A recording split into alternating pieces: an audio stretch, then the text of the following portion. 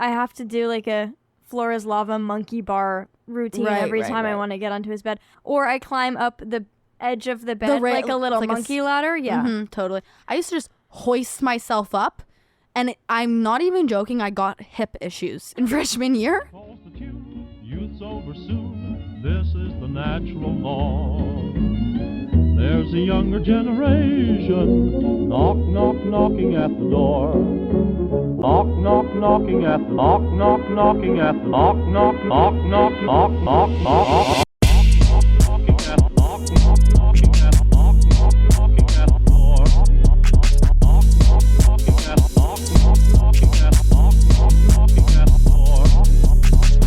Hey guys, welcome to Lazy and Entitled, The show where we talk about all things Gen Z. whatever the hell that means. I'm Esther. I'm Addy. Today we're going to be talking about FOMO. And JOMO, joy of missing out, which is a term that I did not know until yesterday. Yeah, so I'm in the same boat as Addy. I knew about FOMO, fear of missing out. I recently learned of the term JOMO, joy of missing out, which is kind of crazy. I really thought that it was either you have FOMO or you don't. I didn't realize there was a joy aspect. I just had never thought about it in that context. But yeah. I know so many people who like just really enjoy solitude, and I never thought of that as JOMO. Like I just thought that was someone who did not get FOMO. Yeah, I mean, that's because I will have phases with having FOMO, with not having FOMO. It's not been as intense as it used to be for me, and I didn't realize that I was having a JOMO experience. I thought that I was just moving past my severe FOMO states. I've been on my JOMO grind too, which is so new for me because I used to have the most severe FOMO one could imagine. Yeah, for me, like I had pretty bad FOMO growing up homeschooled. I definitely had FOMO because I just did not have the same experiences as people in school, getting to see each other all the time. That there was that element. There was the element of, you don't go to the same parties, you don't go to as many parties, as many social gatherings. For some reason, I was expecting to have really bad FOMO when I came to college, but it kind of, freshman year was a good year for FOMO for me. I don't know why. I feel like it should be really intense in freshman year. It was like the first couple weeks I was like scared, and then it kind of went away a little bit. Probably because you grew up acclimated to the idea of not being there for everything.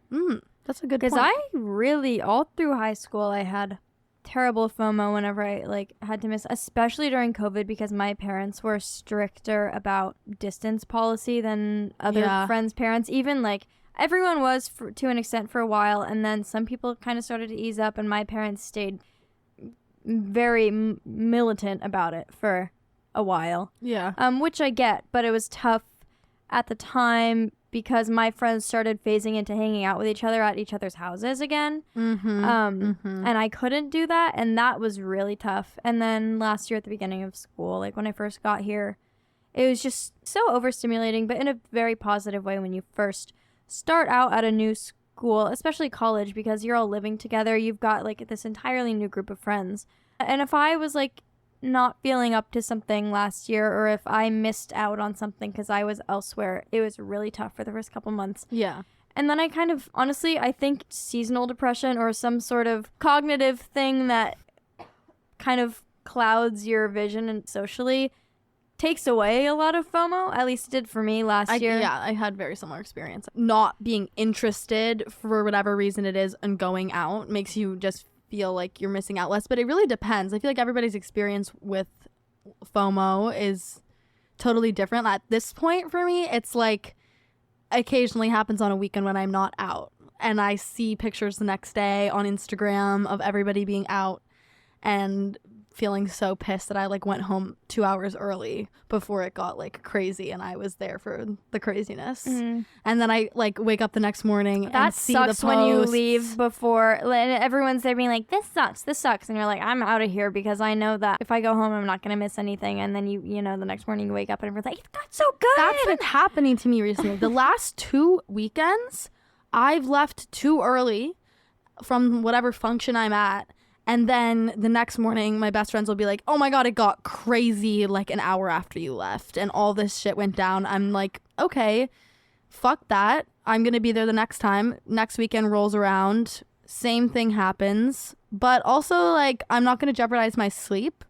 And recently, I've not been able to stay up late. So I'm just going to walk myself home. I've been crashing so early. So early.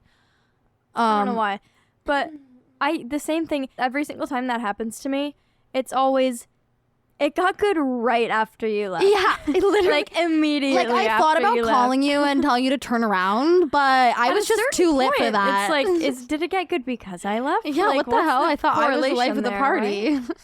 Right? But in, like, terms of JOMO, I don't know. I think that JOMO. I love him. I love JOMO. Such a sweetheart. So nice, always. Seriously, always. But it just, for me, it has to do with how I'm feeling mentally, and if I'm really enjoying being by myself, then I don't mind staying back from something and hanging out with myself. But when I'm like kind of trying to avoid myself like that, or I'm just like not really, I've been spending too much time in my room, I've been spending too much time by myself, that's when, I don't know if I have FOMO, but the JOMO's not there. Having JOMO at all is really something that I would like to train myself to be able to do, because people are always talking about that. Really enjoying spending time alone and honing some sort of craft or interest alone and just being alone. I do not have that.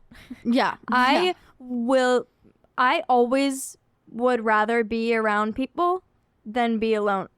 Maybe, you know what, I would say before this time last year, 100% of the time. Totally. Now I would say it's maybe 75, 80. So I'm getting there. It's getting better. I don't know if that's necessarily a positive thing or a negative thing, or maybe both? A positive byproduct of a negative thing. Totally. But yeah, that's been like one of my biggest future goals for myself for years, is to get really good at spending time alone. I feel like I'm the opposite.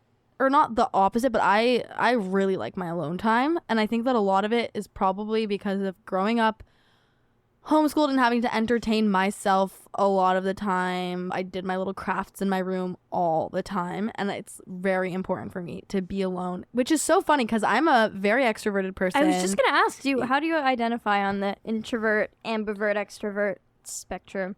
I don't even know. Definitely.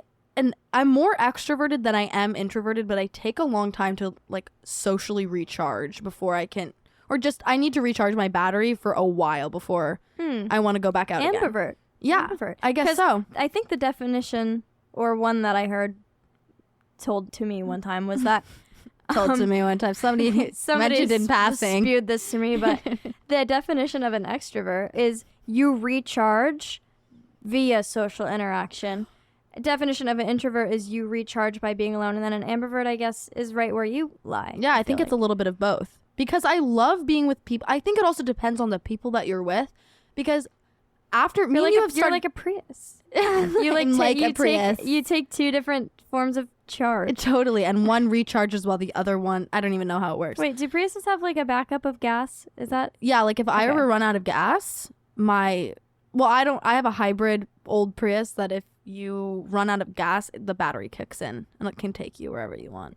That's perfect. Within reason, of course. You're a Prius who drives a Prius. That's why, yeah, I'm a Prius. We should get sponsored by Prius. Oh my God. We should get we should get matching Priuses, bitch. I want a bubblegum Prius. I've actually really want to custom wrap my car, but it's like $5,000, so that's never happening. But I want a bubblegum Prius so badly. Vanity plates. Should we get matching vanity plates? Oh my God. I love that. I'm lazy, you're entitled. Oh. Or the way around. I don't know which one's worse. You can have the better one. I just think that I'm lazy as fuck. Like, I think I'm a lot lazier than you. Especially this semester. I'm definitely more entitled than you. Okay, so you'll swap take lazy, that shit around. Yeah. Okay. Now that we understand who's who. But I also think that we have both traits, of course. But we also have none at the same time. Whatever. And that's the beauty of Gen Z, is that we are just so nuanced. Yeah. Our character is... We're always changing, growing, evolving. One day I'm one thing, one day I'm the next, whatever. But I'm always triggered. But I'm always in jail, bitch. No, but I think it was last year in the fall when I came here after having a pretty tough first year at college. I came here as a sophomore and I was like, I need to enjoy every moment of my life, and I want to enjoy like walking to class by myself with my headphones in. I want that to be something that I like look forward to, and I want to enjoy being in my room. And you want everybody to think you look hot while you're doing. I mean, obviously. But I want like all those small things. I want to spend time with myself doing my skincare routine and really enjoying that. And I want to just, I don't know, some sort of switch went off at the beginning of sophomore year for me, and I had a really good first and second semester because I was spending a lot of time by myself enjoying all of that. Like, not necessarily saying no to going somewhere and enjoying being by myself, but just enjoying being by myself in general and enjoying hanging out by myself and doing things alone. Obviously, I need social interaction. I am, what is it, an ambivert? Mm-hmm. An ambivert. So I need social interaction, but I also love being alone. It depends. It definitely depends. That's like my ideal mental state. The people that I'm friends with who enjoy being alone just as much as they enjoy socializing are the happiest people I've ever met. If you can leave a social situation and go home and not worry about what you're missing because you're completely fulfilled by what you're doing alone, that's like heaven on earth. In my head, I strive to be able to do that one day. Yeah. Because that's not where I'm at now. I feel like I wish I could say that's where I'm at right now, but I can't, even though that's where I probably was this time last year, which is what's weird about it. I mean, it ebbs and flows, I guess. It depends on what's going on in your life. But. Yeah, and I've been thinking about it too with spending time by myself because I live off campus now, and when I lived on campus, I think I was better at spending time alone, or even if my roommate was in our room, spending time without interacting or like hanging out with other people. And I think having somebody else in my space showing me how to take care of yourself like pushed me to also take care of myself and spend time by myself. We would each be doing our own separate thing around each other, which is something that I really like. And I've realized now that I'm in my own space, I don't take as much time by myself or like taking care of myself, like my skincare routine at night. I just do it standing up in my like full length mirror instead of how I used to do it last year, sitting at my desk in my mirror, or taking time to get dressed or clean my room. I don't do it in the same way that it used to because I don't have somebody else in my space to set the example. Yeah. Or to like just like balance each other out, like hold me accountable. I don't have that. Or to like honestly even, I don't know, I want to say show off, but that's not even what I mean. But you know what I'm talking about. Just like kind of match their energy. My roommate is also way better than me at just taking care of herself and getting her shit done. And it seems very cathartic. I really want to. She does motivate me. Just like watching her do that. Watch her like get up at the same time every morning.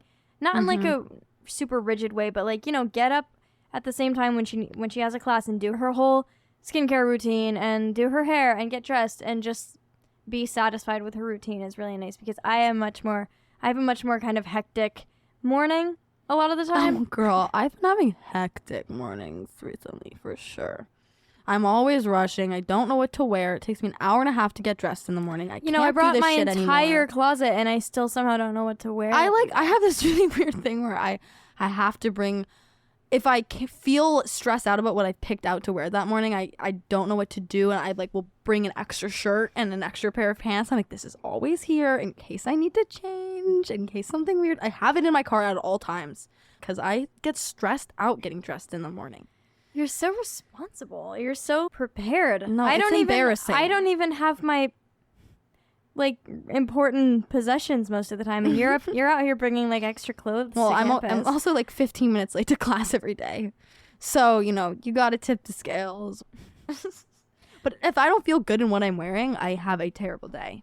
I feel horrible about myself. Yeah, if my skin feels greasy in the morning, I freak out. I think having a roommate that you can coexist with well, and also a room that you like, makes all of the difference, at least personally, in terms of your ability to enjoy your alone time. because last year I didn't want to go out and be social a lot of the time, but I didn't want to be alone because I didn't, like, my roommate was a sweetheart, but we weren't friends, and we had very different tendencies in terms of how we used the room and, like, what our schedules looked like, just, like, when we would wake up, when we go to sleep, how we wanted the lighting in the room to be, when we wanted the window open, like, very different ideas of how we wanted to use the room. Right, Which was tough because that meant that I didn't want to be in my room a lot of the time. Yeah. So then, you know, where the fuck am I supposed to go? If I don't feel comfortable in my space or comfortable with the people in my space, I cannot enjoy just having downtime there. Which seems so simple, but I didn't realize that was the reason why I could never be alone last year until this year. And now I have a room until right now. I think I thought that I was more codependent in my relationship than I actually am, because when I didn't want to be in my room, I would always want to be in his room with him. I was like, God, this is so bad. Like, I should be able to spend alone time. Like, I should be able to enjoy my own room and do my own thing. I think it's just because I didn't want to be in... Oh, obviously I wanted to be with him, but I think a big factor in, like, never... It had nothing to do with him at all, It obviously is, but I mean the unhealthy part of it. Right. I don't think had anything to do with him. Like, I wanted to be with him because I wanted to be with him, but the inability to be alone, I was really concerned about until this year when I had moved into a room that I like and I enjoy how I feel when I'm in there. Yeah, your room is so nice. Now this I year. have a much easier time hanging back and doing my own thing. I still get FOMO, but I don't feel like my skin is like boiling when I like. Yeah, no, I know what you mean. So bad. I didn't feel like I was. I don't feel like I'm gonna explode anymore, even if I'm a little bummed out that I missed something. Yeah, no, totally. I feel like my room was too much of a vibe in freshman year. It was so comfortable. We had this huge rug and a beanbag chair. And my roommates weren't always there, so a lot of the time it was just me, and my bed was so tall and comfortable. Just screaming my name, honestly. Except my dorm was terrible. My dorm room was pretty good for what it was. It was a triple and what should be a double. We had the same, actually, room our freshman year. Well, you know, same layout, different buildings. Well, I moved. You know that. Well, I had a triple at the beginning of the year. And you had that mold problem. Yeah. Right, I remember that. Yeah. It was bad. I can't do the tall bed. Even though it's so cute and comfy and you can fit your little den under there, because then I have to hoist myself up every time I want to get up. I bet you do. Gus has the tall bed. Yeah, I can't. Gus has the tall bed, and I have to do like a floor is lava monkey bar routine every time I want to get onto his bed. I have one foot on the chair by his desk, next foot on the desk, and then I climb up from the desk. Literally, this is how I get onto his bed every day. Or I climb up the edge of the bed like a little monkey ladder. Yeah. Totally. I used to just hoist myself up, and I'm not even joking, I got hip issues in freshman year from hoisting myself. You know, you do the thing, you throw one leg over and you just push up. It fucked me up. And I'm still recovering from that. I'm still recovering from having a memory foam bed topper, because at college you're given your mattress. It's probably about an inch and a half thick of plastic. It's horrible. It's like the worst thing ever. Sleeping on a bed of rocks. They took rocks and zipped them into a plastic IKEA bag and put them on your bed. And yeah, so I had to have a 4-inch memory foam topper on my bed. But because of the way I sleep, I don't know, like I curl up in this really specific way, like a little baby. And I like fetal position. Fetal position is my favorite. It's not good for your back or your neck or anything, but it helps me fall asleep. And I had what my friends still call the butt dent, which is the dent. It's also because I sit in my bed a lot. And it's in the center of the bed, so if you ever try and sleep on the side of the bed, you roll towards the center. And you're sleeping with somebody and they're like, scooch over, you hog the bed. I'm like, fuck you. It's like rolling up a mountain. Yeah, I'm like, sorry that my bed is perfectly shaped to my body. That's my position. If you want to sleep here, you can sleep on the edge, because this is my bed. Is a problem I face constantly. I'm sure you do. He has the memory foam one too. I'm always on the edge, so if I'm like half asleep in the night and he tells me to scoot over, I can't just like roll over because it's rolling up on an upward slant. So I have to like fully sit up and scooch. It's like a whole physical ordeal. If you want me to scooch over, then you have to physically move me and then be the brace for my body to not then roll do it back. again. It's like when you sleep on an air mattress that's like deflating a little bit throughout the night and you wake up and you've like sunken into the ground. That's exactly what it feels like. It's pretty bad. Anyway, that doesn't matter. There are some people whose FOMO manifests as rudeness, bitchiness, you know, because I think there's this shame that's associated with having FOMO, and you don't want people to know that you're maybe I missed that social cue or something. No, I air that out. Yeah, and I air it out too, and I don't think that there's anything really wrong with it, but I do understand also feeling embarrassed for like, expressing that if you have intense FOMO, you don't necessarily always want to be saying that to people who you might idealize or think are really cool. You don't want them to think that you you are thinking about them all the time. Last night, exactly. Where you guys were. Yeah, you can't. You could do that to someone you're comfortable with, who you have a pre-established friendship with, I think. But if there's someone who you like are acquaintances with, you're not super close with, you can't go up to them and be like, why didn't you invite me? Yeah, why didn't you invite me last night? Where were you? Or, I was up all night and I was really tossing and turning in bed because I wanted to be with you guys. Yeah, and you can't say that. And you know, I've been in this position too where you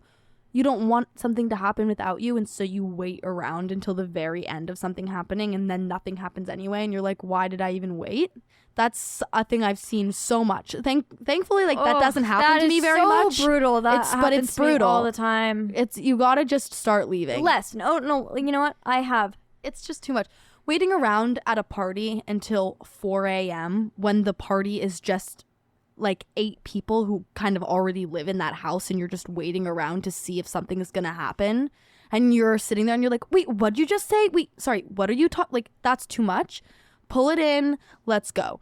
But that happens, and I understand why people wait around for things to happen, but when you're jeopardizing your own, like, what are you enjoying about that? You know what I mean? That's why the are you question I've liking? started to ask myself. If you're not having fun, why are you somewhere? You know what I mean? Yeah. Or even people will like swipe up on my story and be like, oh, where was this? What were you doing? Not even like in just because they're interested way. Like, everyone's swiping up on your story. What? Everyone wants to be your best friend. you know, everybody's swiping up on my story all the time, and it's exhausting. Like, my fingers can't type fast enough to respond. No, but I'm like, it's an occasional thing for me. I'm not saying it happens all the time, but I know because I've done it too. I remember like probably a month ago, I had to go home because I got scarlet fever. And my parents had to nurse me back to life.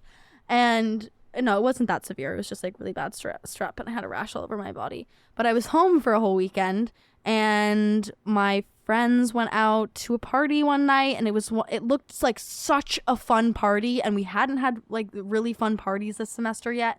And I was so upset. And the next morning, I like immediately woke up. I saw all these posts on Instagram, and I texted both of them. And I was like, what happened last night? Where were you? I want to know everything. When did you go home? When did you get there? Yeah. And that happened to me too last year because I had COVID. And I had, the most annoying part was that I was negative at this point. Like, I was 10 days out, but I just wasn't going back until I had to. But I could have been there. Like, I could have gone back already, which was the most annoying part. Like, there was nothing blocking me from being there. I just didn't.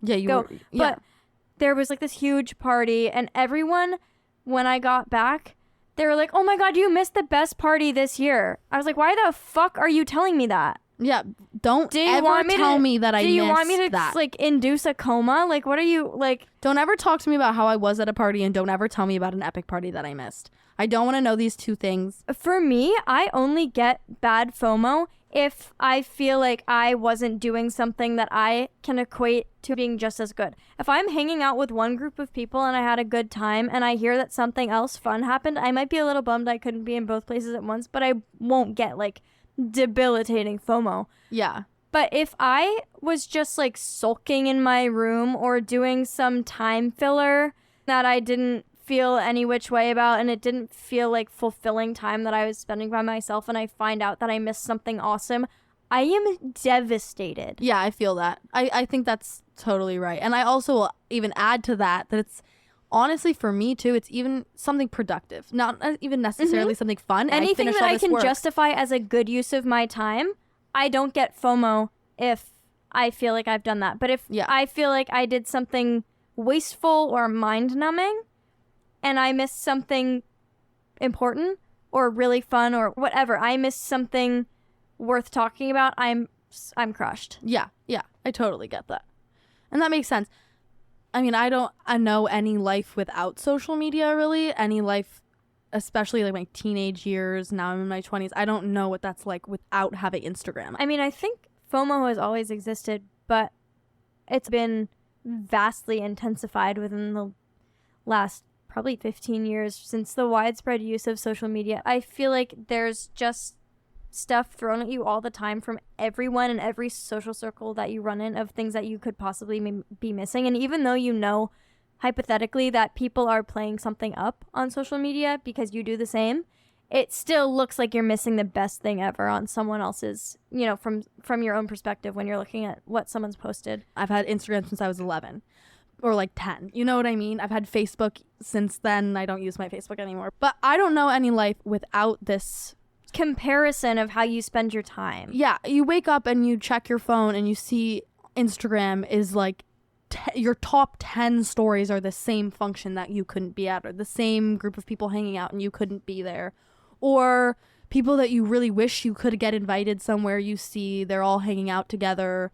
That sucks. And having your phone, having Instagram, any type of social media, even being able to text, like there's never a moment when you're not really connected to everybody else around you. Even if you're alone in your room, you can text anybody at any time. You can see a text from anybody at any time. You can see what's going on around you instead of just choosing, I'm going to go not home around now. you. You can see what's going on anywhere and wish that you were anywhere. Yeah, anywhere in the world. Anywhere that you were seeing people that you know having a good time. Like, the world's your oyster for feeling FOMO about what you're missing. You're missing, believe it or not, you're missing so much all over the damn place all the time.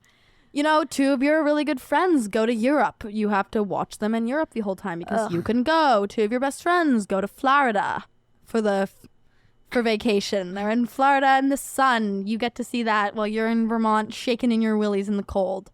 Am I making you look at your cuticles because I'm picking at mine? No, I do this. I'm a chronic cuticle picker, and it gets really bad in the winter, and they start to just like... My hands are like... bloody knuckles all over the place. My hands look like when you bake something and you put a coat of sugar on top and it gets all crackly. That's what my hands look like right now.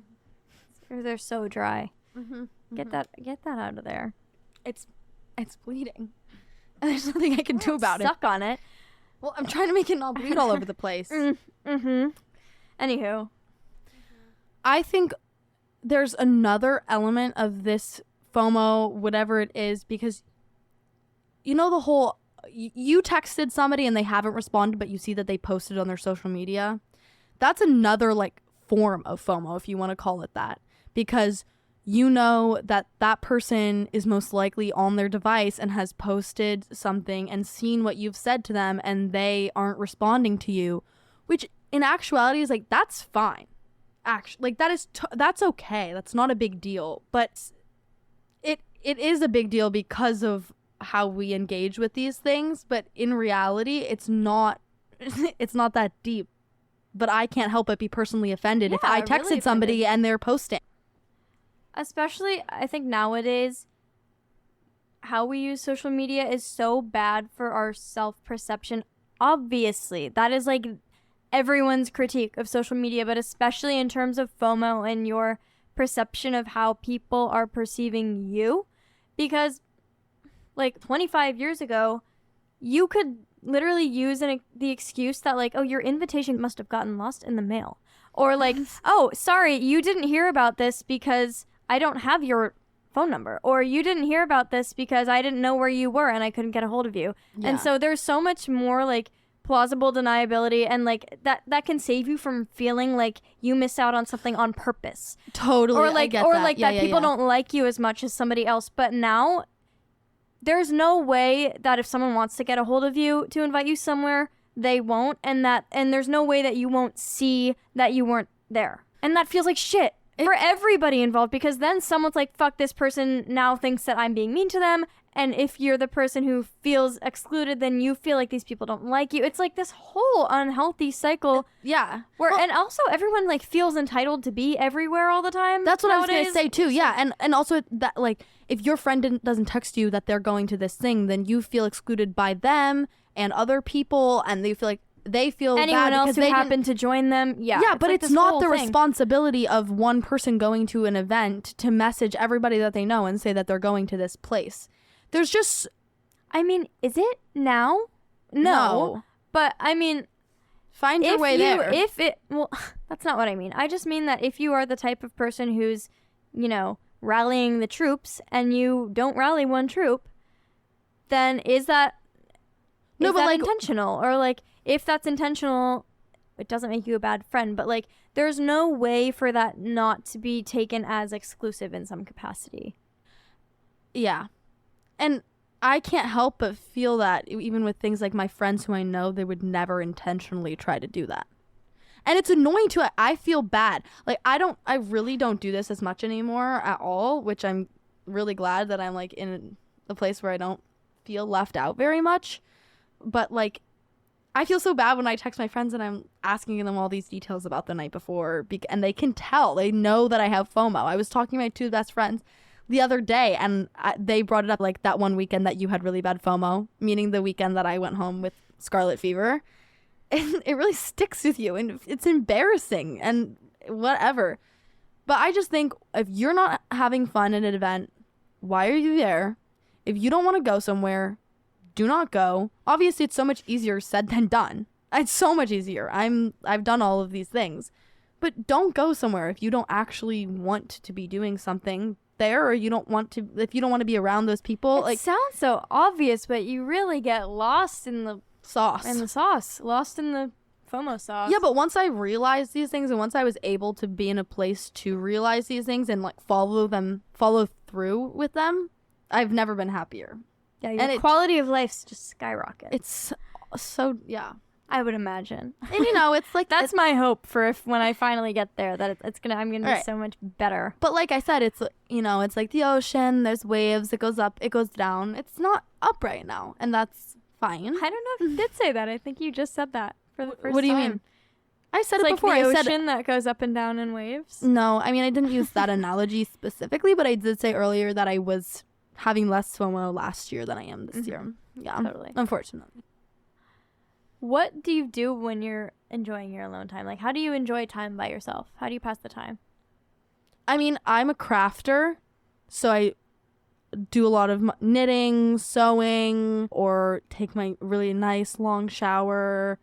I'll organize my closet. I'll clean my room. Oh, I like coloring. I'll edit a video if I have one to edit. I don't know, just like the things that I love to do. So crafting, film, my closet, organizing, cleaning. I'm a big cleaner. I can't wait. I can only dream that I'm going to be able to live off campus next year, because I don't necessarily hone specific hobbies when I'm alone. I just kind of enjoy being indulgent in whatever self-care routine or distraction I'm partaking in. But have I talked about this already? Because this is something I talk about frequently. No, but I don't think so. I feel like I can't really relax when I'm living on campus, because I have things about feeling dirty and feeling like there's germs on me. And living communally, I don't know, you can probably imagine, doesn't you never feel clean. It really you exacerbates never feel that. clean. Yeah. Yeah. I never feel clean, especially like just hearing you say that when you're like having your alone time, you like to take a long hot shower and, put all of your moisturizer on, do an exfoliant, do like your hair routine, everything. I try to spend as little time in the shower as I can when I'm living at school, because I feel like the longer I'm in there, the dirtier I'm getting. I talked about this in therapy last week.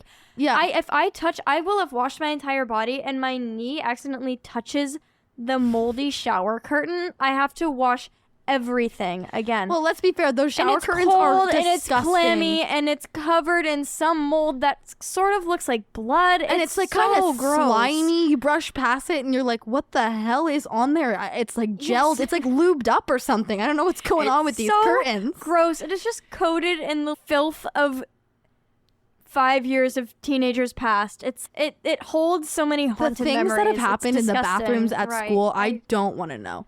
When I was in my freshman year dorm, there was 2 bathrooms on my floor. One of them, they were both shower toilet bathrooms.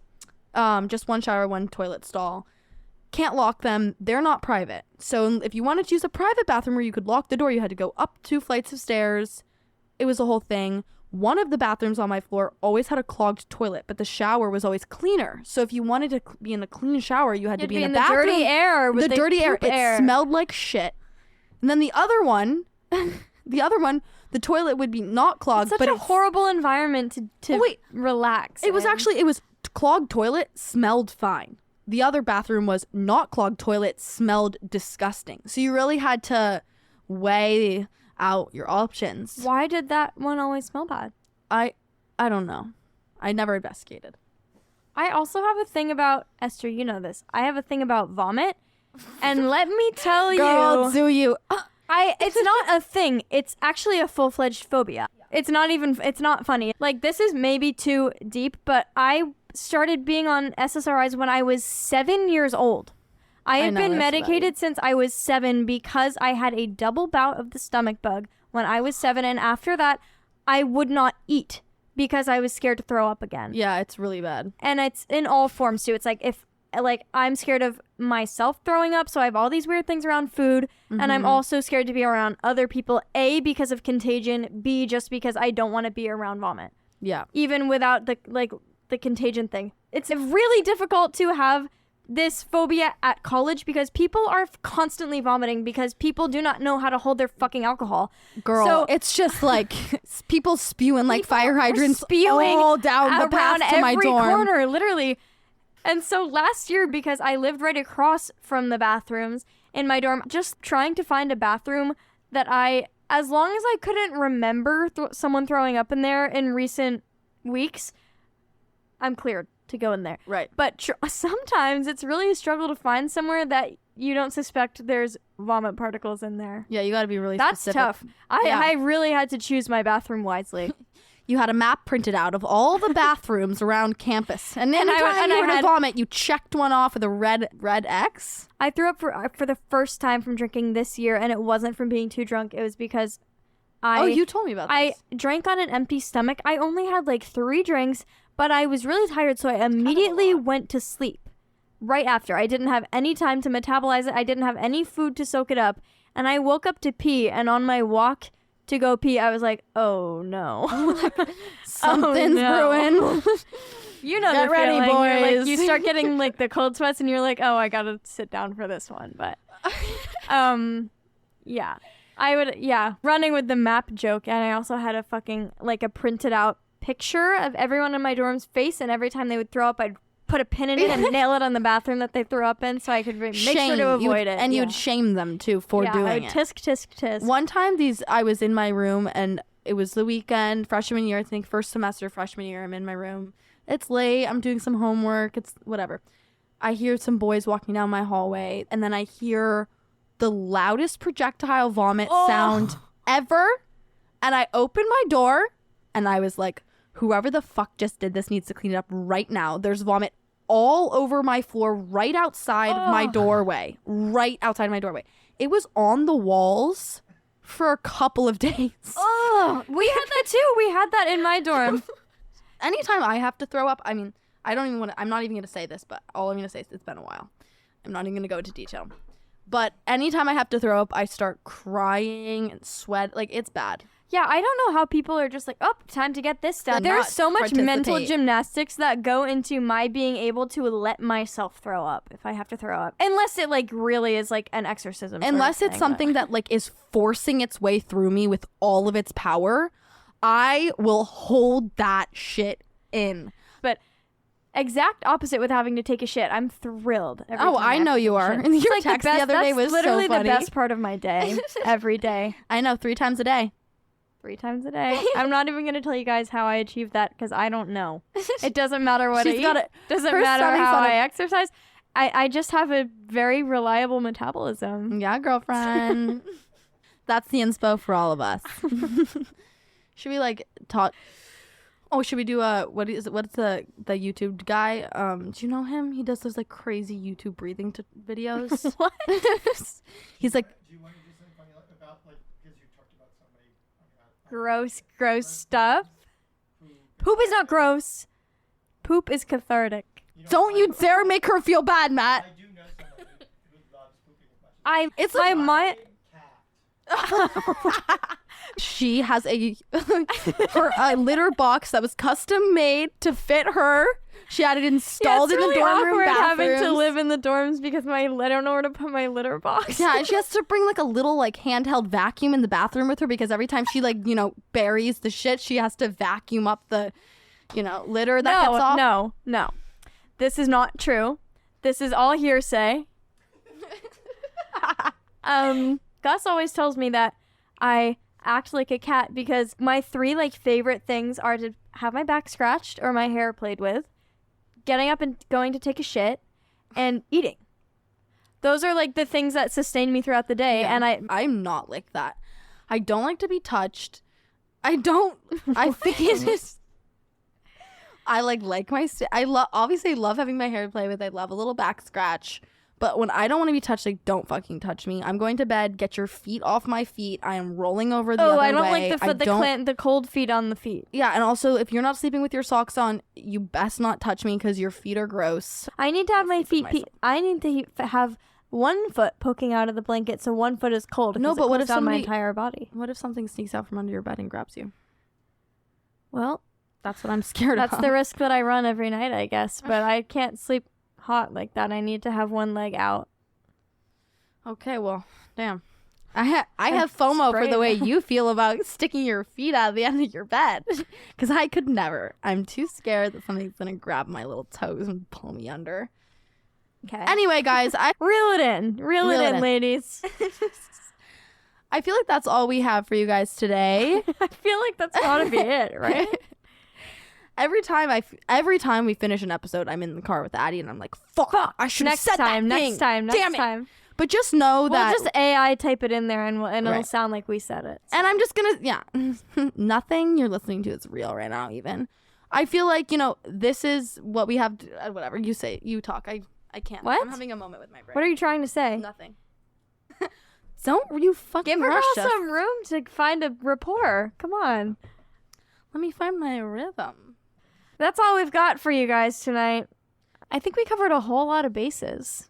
A broad range of bases in one night, in 1 hour.